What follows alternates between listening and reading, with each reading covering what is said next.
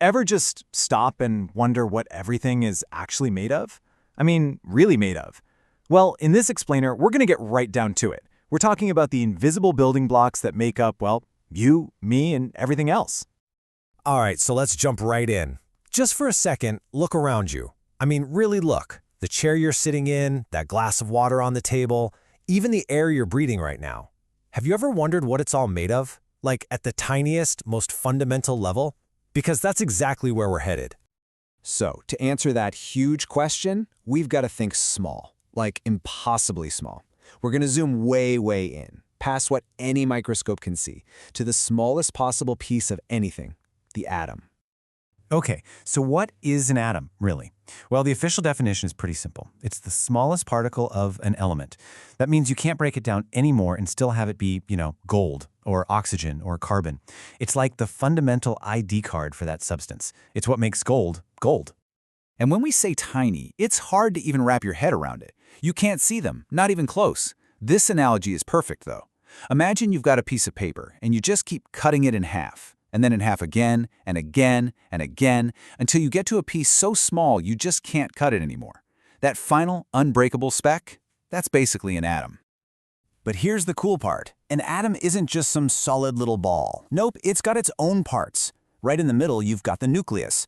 And packed in there are the protons. They've got a positive charge. And the neutrons, which are, you guessed it, neutral. And that number of protons, that's the key. That's what defines the element. 1 proton is always hydrogen. 8 protons is always oxygen, no exceptions. And then, whizzing around that nucleus, you've got these super light, negatively charged particles called electrons. And that's it. Those 3 simple parts are the recipe for literally every element in the universe. Amazing, right? Okay, so now that we know what an atom is, this is where things get really interesting. Because atoms, well, they don't like to be alone. You could almost say they're super social. It's true. They almost never just hang out by themselves. They're constantly trying to link up with other atoms. Now, scientifically, it's because they're driven to be more stable. And the way they do that is by bonding. And it all comes down to those electrons we talked about. Sometimes 2 atoms will share a couple of electrons. We call that a covalent bond. Other times, 1 atom will just give an electron to another one. That's an ionic bond. But whether they're sharing or trading, the end result is the same. They create something totally new. And here's the perfect example. Let's look at the most famous recipe in the world, water. You take 2 hydrogen atoms and 1 oxygen atom. They get together, share their electrons, and bam, you get a single water molecule. You've probably seen it written as H2O. 2 completely different ingredients combine to make a totally new substance. And that new thing they create, it has a name. It's a molecule. So anytime you've got 2 or more atoms that have linked up, you're looking at a molecule. Simple as that. Okay, so once you get this simple idea, atoms link up to make molecules, you'll start to realize these building blocks are literally everywhere you look. Just think about it. Take a deep breath right now. Go on. That oxygen you just pulled into your lungs, it's not single oxygen atoms. Nope. It's oxygen molecules, 2 oxygen atoms bonded together, which is why we write it as O2. Or how about the salt on your fries? That's a sodium atom that gave an electron to a chlorine atom, making the molecule NaCl. It's happening all around us, constantly.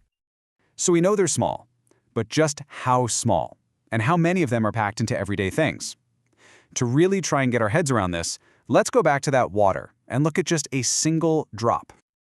All right, get ready for this. How many water molecules do you think are in 1 single drop of water? Just take a guess. 1 million? Maybe 1 billion? What do you think? There it is. That is not a typo. That is roughly how many H2O molecules are crammed into 1 tiny drop of water. It's a number called a sextillion. Just look at it. Let that sink in. Yeah, that's a 1 with 21 zeros after it. It's a number so mind-bogglingly huge our brains can't really even picture it. And all of that, all those molecules, are buzzing around in something as ordinary as 1 drop of water. It's incredible. So what's the big takeaway here? Is that everything, and I mean everything, from the phone in your hand to the farthest star in the sky, is all built from these same tiny, fundamental parts.